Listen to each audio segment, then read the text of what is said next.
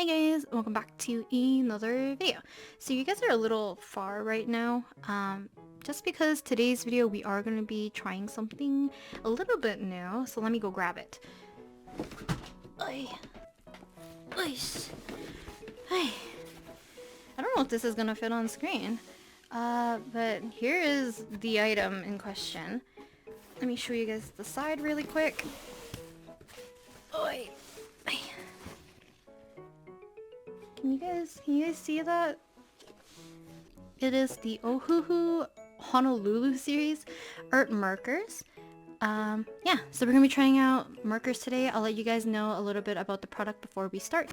So Ohuhu did send me these markers. I'm gonna show you guys what's in here first. So you can take a good look. I've actually never seen this many markers. This is not my first time opening it, by the way. I'll have footage on what it looks like originally, but I decided to sort it out a little bit so that we have our grays and some of my neutral colors or my earth tones right here, as well as like reds, pinks, and purples up here, oranges and yellows and kind of like peach tones and all that. And then we have my greens and a little bit of my pale blues, and then we got blue and purples here as well. So this is their Ohuhu 320 marker set, and these are alcohol markers. They are also the brush tip and chisel tip. So yeah, it comes with little color swatches. I'll show you guys a little compilation of me swatching the colors as we talk about these a little bit. And also came with this little like protective sheet, so you can put it behind your paper so you don't have any bleed through, which is kind of really nice. So I've never really used Ohuhu markers before. I've had their Ohuhu, what is it called? Water-based markers. I believe they're like dual tipped and they're the pastel set. But I've never tried alcohol markers from them specifically. But I did hear about them getting brush tips and a broad tip or the chisel tip, which is really cool. So I did give them a go because I did do a swatching. I also did a little doodle testing a little bit, as well as I tried it in my Inktober for a little bit. I believe I used it on Uki's piece and Yugo's piece, so I could get a little bit of a taste on how this particular set works. I'm actually really excited to try this out. I've never seen this many markers on a set before, nor have I owned this many markers before, so to make sure we get to try like a good range of colors, I'm going to be doing more than one illustration today, and then maybe we'll do one big one at the very end or something. Oh, actually, before we get into the inking process, if you guys are interested in these markers specifically, do check out the link in the description to the website, as well as they do have a Black Friday sale this month. So starting from November 1st all the way up until November 29th, they have some big savings you guys can get. So definitely check out their website if you're interested in any of their products. I already like their pastel marker set of their like water-based markers, so I'm really excited to try these out a little bit more. From what I've already tested out, I actually really like this set a lot. This is also a lot of markers, so let's try our best to use all of them. Okay, I know I said it, let's try our best to use all of them. I for sure did not use all the markers, but today I am going to be doing 3 different illustrations. So I'm showing you guys the fine liners that I was potentially going to be using for today's pieces. I mostly used the 0.3 for the Faber-Castell Echo Pigment liners, I guess you could say. And that is what I use mostly for just like the inking process in general. And that's what I used during Inktober, so I felt very comfortable using it. So starting off with our first illustration, I am just basically working on scrap pieces of cardstock that I've cut down to 5x7. I think this is like 65-pound cardstock, so nothing too special, but I think it was kind of the paper that I wanted to use when testing out the markers because I have an abundance of it and it has a nice smoothness and a little bit more thickness compared to printer paper or the sketchbook paper or notebook paper that I usually use.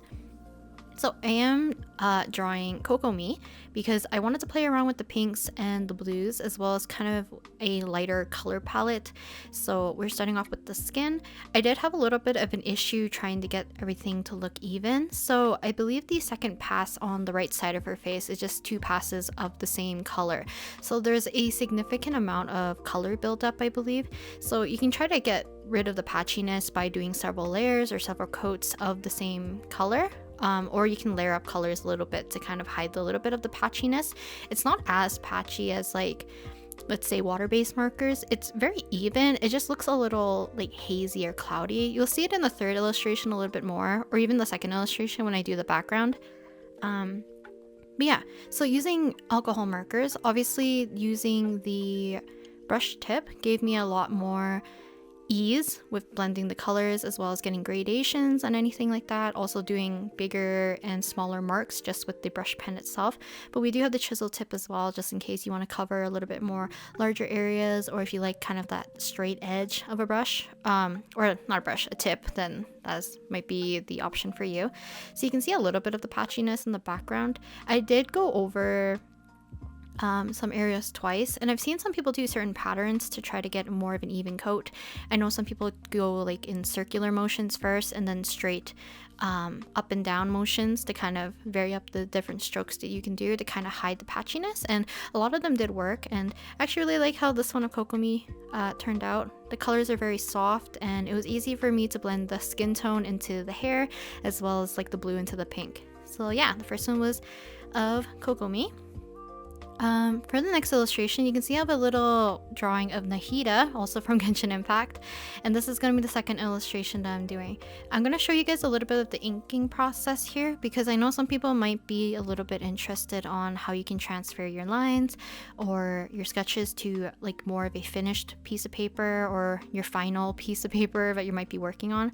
So I did do my sketch digitally this time. I was going to sketch like directly onto the paper, but because I knew I wanted to rework a lot of things just like in general, because I didn't do a lot of planning, I thought it'd be easier for me to sketch digitally, print it out onto normal printer paper. You can also use tracing paper if you wish, and then get your desired paper of choice. Hopefully it's not too thick, so that you can use a light pad underneath to kind of show through your sketch onto your new paper. And I'm inking directly onto the paper. Usually whenever I do like inking like this, I would actually do a light sketch of the drawing first and then do the line work afterwards. But because the light pad does such a good job of showing my sketch through the paper, it was quite easy for me just to line directly onto the paper and not have to worry about kind of like sketching it, then doing the line work, because that feels like it's double the work. So yeah, it's just easier for me to do it this way. I tried my best to include a lot of the details, and the reason why I wanted to do this piece is because she also has a lighter color palette. I wanted to also see if I could color smaller areas. So Kokomi's piece was very much like focused on her face, but this one I wanted to see if we could work with the smaller details and see how many colors we can kind of add. I did stick to more of a white, yellow, and green color palette for the most part, but the next illustration that I do, it's gonna be a larger piece and it's gonna have a lot more colors, and I'll explain why I chose that piece in a little bit later.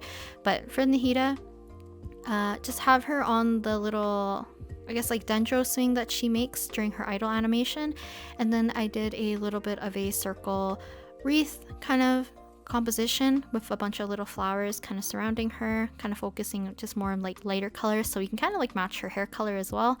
And I thought it just frames it nicely, and because how my printer works, it doesn't print to like right to the edges, so I decided to make it a little bit smaller and then kind of center it on the cardstock. I am using cardstock, by the way, for this one as well, the same 65-pound paper. So let's talk about the markers a little bit more. So from what I've noticed, I personally really like having the brush tips available. I know like some other marker brands, including Ohuhu before, they would have the chisel tip and the bullet nib, and you can still get a lot of like fun and good use out of them. But I definitely think like for blending capabilities or kind of like the smoother transition, it's much easier to do that with the brush tip, because you're able to get almost like a gradation in one stroke, so it makes it a lot easier for you to blend colors with one another. Obviously alcohol markers in general tend to blend very well with one another just because the medium itself is like that. I did struggle a bit color matching a little bit, because 320 colors is a whole lot. I believe because this is the Honolulu set, I think they have a different set available too in the past. I'm not too sure what the color range is like that for that set, but this set has a good color range for blues and greens for sure. Definitely lots of pinks and purples and kind of like more yellowy tones, and it has a good set of actual like neutral colors or like grays. So it has a bunch of like warm grays, cool grays, neutral grays. They have like blue grays, red grays, so there's a bunch of different varieties that you can choose from. So for the most part, for Kokomi, I didn't use too many colors in general, like probably less than 20 for the most part. Nahida I did use a little bit more because I was kind of playing around with the different greens that I could use and a little bit of the grays and yellows and golds.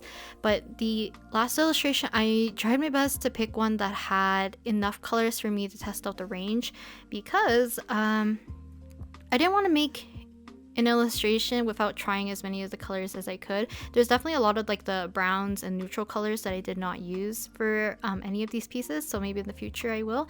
Or if you guys like seeing me use alcohol markers, do let me know, and maybe I'll consider doing some more in the future like this, because there's definitely a color range that I probably didn't really touch upon too much. I feel like the golds and oranges, they have a lot of pretty oranges in here and kind of like muted gold colors or muted kind of yellowy brown that are really pretty, so I would like to use those a little more. Same with like some of the vibrant reds and pinks I did not use for the final illustration. Obviously earth tones, like a lot of my browns and grays, didn't really use too much. I mostly focused on like greens and blues for the most part, with like the exception for some colors. But yeah, the brush tip, from what I've noticed, because I do own a few Copic markers. I have some Copic sketch markers, just like gray tones. I believe I have like 5 or 6 of them because I wanted to give them a try, and I believe I chose like N1, N3, N5, N7, and N9 in a colorless blender. So those are the colors that I have for Copic markers, and I believe their brush tip is a little bit more squishier, a little bit more flexible. This one is much more stiff in terms of where the base is. The tip of it itself is very squishy, but I believe the full brush itself is a little bit more stiff, which I don't really mind, and I feel like it helped a lot with doing some of the smaller details, so I didn't really find it as an issue. Chisel tip worked perfectly fine. I also recommend storing your markers horizontally if you plan to choose to use both sides of the marker. Otherwise, because of limited space for me, I actually store the markers upright, but I do have most of them pointing with the, what is it called? The brush tip pointing down so that the ink flow could flow downwards, but it's best to leave it horizontal so that you have even amount of ink distribution between both sides. Yeah, so for the most part, I tried my best to do a lot of blending on her swing because I wanted it to look translucent or transparent and also a little bit like glowing, but I did not achieve that look. I think the transparency looks really nice because I was able to layer up a couple of greens together. Also, I decided to pull out some water-based markers, fine liners I guess, and kind of do the outline because I wanted to have a softer look for the little leaf or the vines of her swing. So yeah, that is the finished part of Nahida. She looks a little derpy because I forgot to make some corrections prior, and as well as when I was inking. My inking liner is much thinner than how I work digitally. I work with much thicker line work digitally. Okay, last one is of Ike with Mudkip and Cyndaquil, and some of you guys might have seen this illustration before. I've actually done a digital version of this, and that's where the original version came from. I decided to print out my digital version, transfer it to Bristol board instead of cardstock, so this is much thicker paper, a little bit more smoother. It's kind of like a drawing vellum, and I wanted to see if I could achieve the same look of my digital art with these markers, and for the most part, I don't know if this is spoilers, but I think I did an okay job. There's some areas where I think I need a little bit more practice blending, especially the background. You're gonna see me struggle, but At the very end, I'll show you guys the printed version of the digital piece alongside with the marker version, so you guys can see the color comparison and the differences, as well as like the blending capability, because of this paper is much more thick. I did spend a lot of time trying my best to blend out the markers as much as I could because I didn't really care about the bleed through. I did put an extra piece of cardstock behind it just in case, just because the little mat that comes with the set is a little bit too small. But I did use that for the Nahida piece and the Kokomi piece, just had to shift it a little around a little bit, but it does a good job of catching the bleed through, so you don't have to worry about bleed through to other pieces of paper if you're working in a sketchbook, or bleed through onto your drawing surface if you're worried about that. So once I was done with the background, I decided to color his face. So basically I color in the same way I do digitally, so I started with the face. Oh, I didn't talk about this.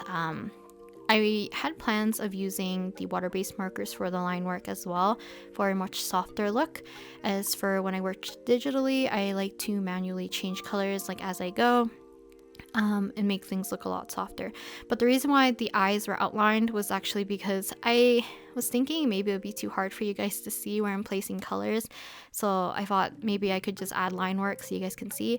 But I noticed that the ink on the upper eyelids were not drying super quickly, which got me a little bit worried about the markers bleeding with my liners. So I decided that, yeah, I'll just leave the sketch as the pink Pilot Color Eno, and we'll do the line work after. So that's like something else I noticed. For both my, what is it called? I am blanking on my fine liners. My Faber-Castell Echo Pigment and the Staedtler. I've used these in the past with other markers, and no matter what fine liner I'm using, there is going to be a little bit of bleeding. I find very minimal, because like I know some people say like you should use I think it's like the Sakura brand, I don't remember, Microns I believe, and they swear by it and they say they don't bleed. They do. I think it might also depend on your paper or how much you let it dry or whether or not you erase on top. It's just sometimes it's a little unexpected. So this one, because the Bristol board didn't really want to accept the ink. I know Bristol board I believe is mostly for dry medium anyways, but I kind of forgot about that little tidbit. And yeah, the ink just didn't dry as nicely, so I tried my best when I was shading around the eyes to be mindful of not overlapping too much, so I'm not pulling the ink away. Coloring Kokomi in Nahida did have a little bit of smudging too, but it's not very noticeable, so I think it's fine. And it's usually just like the initial pass, and it's like whenever I really saturate the page with the alcohol that it kind of budges a little bit of the pigment. But I don't think that's like specifically an Ohuhu thing. I've tried it with other markers and it does the same thing, so it's not a make or break for me. So for the colors, like I said, for this one of Ike, Mudkip, and Cyndaquil, it is of a digital piece, and when I'm working digitally, I use very vibrant colors in my opinion, so I wanted to find one that had enough of a color range, like besides the fact that this one probably lacks a lot of like obviously reds and purples and browns. For the most part I was able to touch at least upon most of the color family, so there was a lot of golds and browns in some areas, and then a little bit of purples blending with a little bit of pink and blue, and then Cyndaquil and Mudkip are mostly on the cooler side, so I was able to pull a lot from the blues and greens available. I did have to mix a lot of my grays together, or like my darker colors, to achieve the color that I wanted for his sleeve. Because of how I work, a lot of my blacks or whites are mixtures of a bunch of different colors. So you can see in my white portion, I did a light layer of kind of like a yellowy base, and then I put blue, a little bit of a purple, and kind of like a faded green into it, just to make sure that we had the color variation. And then in the black areas, like his collar of his shirt and stuff, I kind of mixed kind of like a lighter brown, I think a black currant color, and then a warm gray, and then I did a cooler gray on top as well, and they're quite dark so that we can have that variation in hue. And for the most part, I also had no problems with the colors bleeding into one another, because I did isolate some parts and kind of worked in a different section and kind of like put two different colors next to each other, and for the most part, as long as the ink has dried like enough, the colors don't feather too much that I've noticed. There is a little bit of feathering here and there, but I think it also depends on your paper type. But yeah, also the markers for me at least were very comfortable to hold. They have like little notches as well on each of the caps, so that it prevents it from rolling. Yeah, I think that's it for talking about the markers. I really like them. Like I said, the color range is huge. My only problem I had working with them is actually trying to find the right color.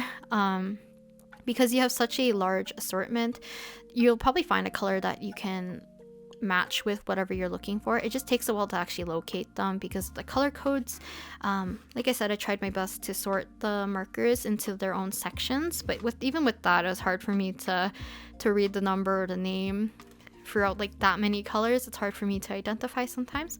Also, some of the caps do not match that closely with the actual marker color, so I highly recommend you do the swatch sheet or you do swatching prior to using the color on your piece, because I noticed that one pass on the color swatch card is much lighter. So like when I was layering up certain colors, especially for the face, if you go 2 passes, I could almost get away with using the same marker to do the shadows, because I was trying to at least try to even out his like skin tone, and sometimes it becomes a lot darker than what I intended to.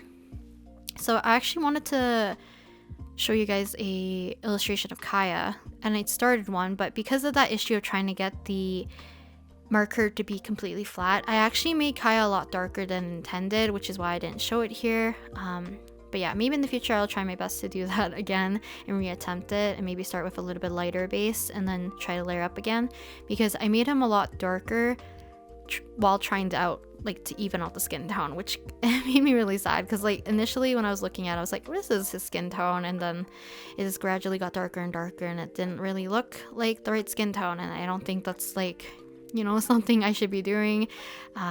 So yeah. Okay, so for line work, like I said, I wanted a softer look, so I decided to pull out my fine liners and decided to just darken up some of the lines to make it look a little bit softer in some areas. I wish I chose a lighter color for where his hair is on the top left, like I did digitally, because now that it stands out so much, I didn't realize it, but his hair is a little lopsided, and it's really not that noticeable digitally. But traditionally, because I outlined it, it's very noticeable, so it looks a little off for the most part. But yeah, you can see the color matching I think is actually quite good, or at least like even without the comparison, the colors are very vibrant. You can see you can get smooth gradations and stuff, and due to the Bristol board you can see a little bit of that patchiness, or not patchiness, that texture I guess of how it dries. I actually really like it. It looks really pretty. I also tried my best to incorporate the little details, like the little swatches of color or like little leaves kind of passing through Ike and the background. So yeah, I tried to use the colorless blender to help me with that as well. And here's the finished result of Ike right here on the right, done with markers, and on the left was the reference of my digital piece that I've done a while ago. And I think they actually look pretty similar. So yeah, I actually really like it. I think it looks really cute, and it was very fun to do, especially on the Bristol board. So yeah, if you guys are interested in using these markers or checking out any of Ohuhu's products, please check the links in the description. And thank you again for Ohuhu for sending these markers for me to try out. Yeah, I think that's it for me from today, and yeah, that's all. I'll talk to you guys next time in the next video. Bye!